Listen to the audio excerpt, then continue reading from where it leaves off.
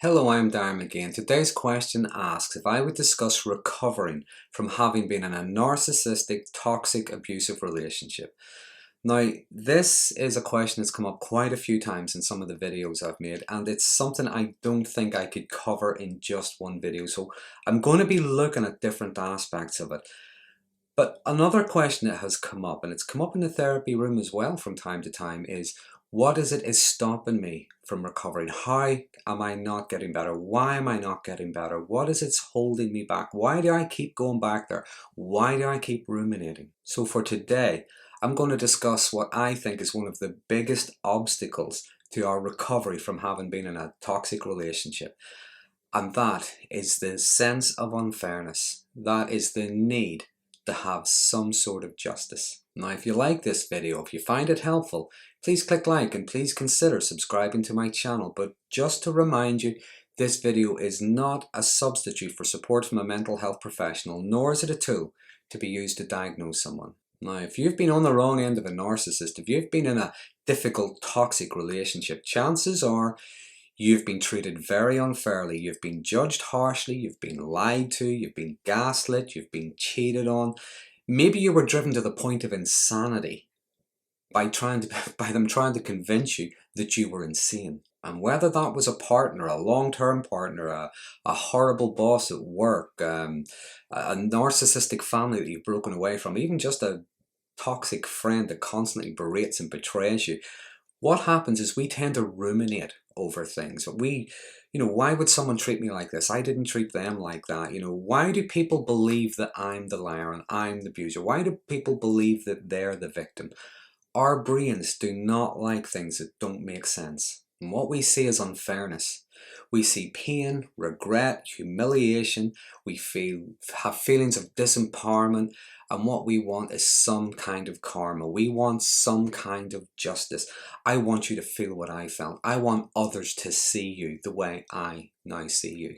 And sometimes we even want to have revenge.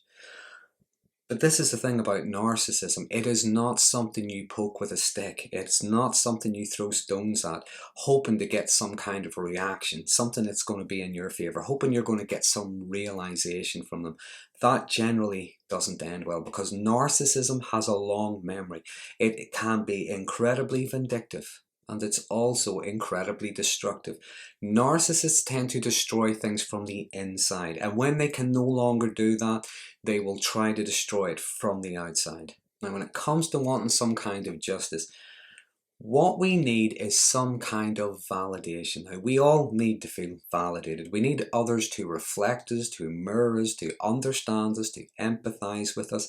Sometimes, even if it's just for the sake of feeling seen, we need it. But sometimes we don't even get that, especially when others seem to be believing them.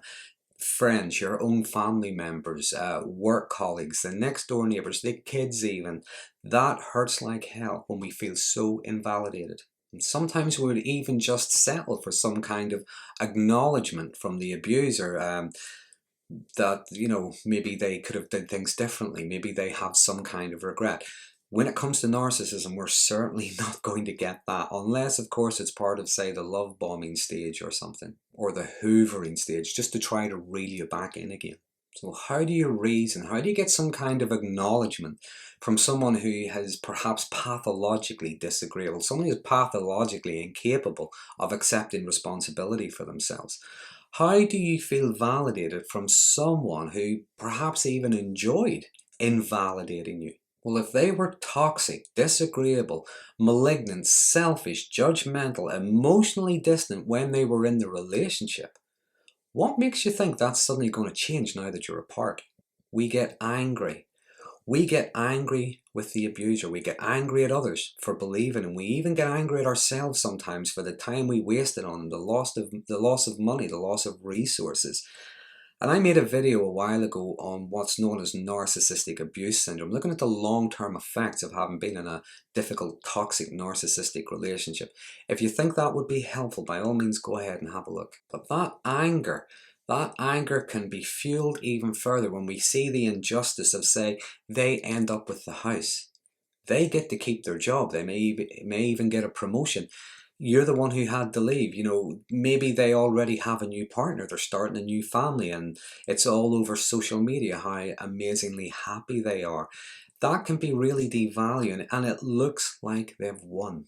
And the sad truth is, sometimes they do.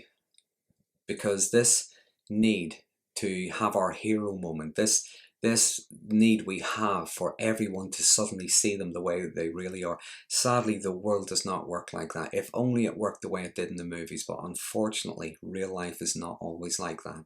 And the more we get caught up in that, the more we ruminate, the more we want revenge, we want karma. Well, I've heard it described as it's like drinking poison and hoping the other person gets sick. So how do you let go of that need for justice, that revenge, that constant rumination over what happened, trying to get a different outcome by just thinking of the same thing over and over again? Well, before I say anything else, I think a good place to start is to maybe see a mental health professional like a counsellor, a psychotherapist, perhaps even join a support group where you can work through what happened, try to unpick it, make sense of these things that don't make sense of us, and explore options to be able to move forward.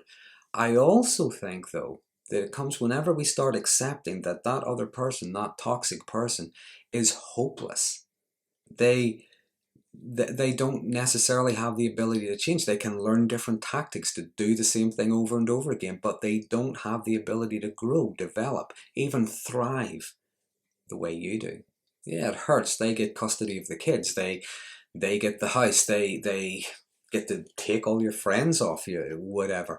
That hurts like hell. But they still end up living their own distorted fantasy, performing those same incredible illnesses, telling those same outrageous lies. Sooner or later, everybody gets to see it for what it is. The closure that we're often looking for is not often what we think it is. Sometimes the closure is acknowledging we're not necessarily going to get that hero moment. We're not necessarily going to get the SWAT team coming in and sorting everything out. Sometimes the closure is recognizing, even if under a lot of financial strain or whatever, a lot of difficulty, a lot of people looking at you and frowning, gossiping behind your back, acknowledging we are better off without them. Acknowledging that we can not just live, but we can thrive.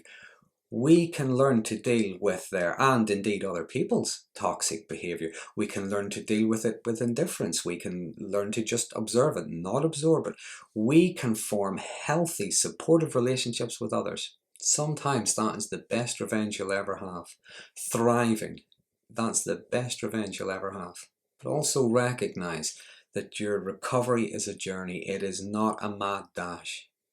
And incidentally, if you think about it, that is another advantage you have over a narcissist. That ability to think about tomorrow, next week, next month, next year, that ability to think about what can I do now that I'm going to thank myself later on. With narcissism, what you often get is someone thinking in the moment, what makes me look good now? What makes me win this right now? What gets me out of this difficult situation right now? That's why they seem to forget the lies they told 2 minutes ago, because they're always thinking of right now. Sometimes they stop being the relentless, untouchable monsters that we feared they were. Sometimes they just mean nothing more to us.